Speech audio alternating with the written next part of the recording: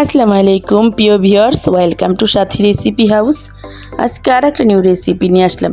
প্রথমে কিছু সাবুদানা ধুয়ে পরিষ্কার করে নেব, তারপরে অল্প একটু পানি দিয়ে ভিজিয়ে রাখবো কিছু সময়। তারপরে এই তো আর একটা হাঁড়িতে কিছু পোলার চাল নিলাম, চালটা খুব ভালো করে ধুয়ে নিলাম। আর কিছু দুধ নিলাম 1.5 কেজি। চুলায় দুধটা গরম করব, জাল করে নেব। একটু লবণ আর দুটো দারচিনি, দুটো এলাচ, দুটো লং দিলাম।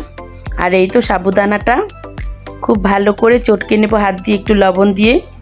এই তো চটকে গোল গোল করে শেপ দিয়ে নেব, গোল গোল বলের শেপ দিয়ে নেব। আর এইদিকে দুধটা খুব ভালো করে জাল করে নিয়েছি।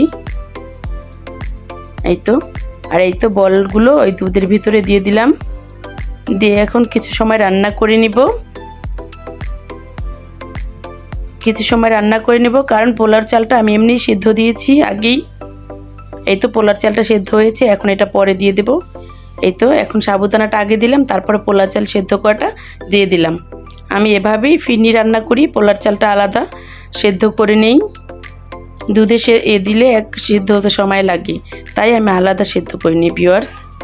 এই তো এখন চিনি দিয়ে দেব মিষ্টি পরিমাণ মতো, যে যেমন মিষ্টি পছন্দ করে। ভিউয়ার্স, রেসিপিটা ভালো লাগলে সাবস্ক্রাইব প্লিজ, বেশি ভালো লাগলে লাইক কমেন্ট শেয়ার করে পাশে থাকবেন। তারপরে ভিউয়ার্স খুব ভালো করে জাল করে রান্না করে নেব।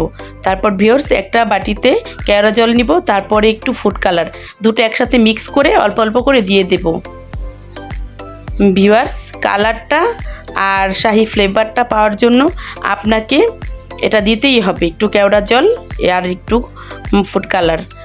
না দিলে এই শাহি ফ্লেভারটা স্বাদটা কিছুই পাবেন না।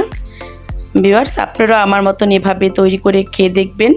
রেসিপিটা খুবই একটা সুস্বাদু মজাদার রেসিপি।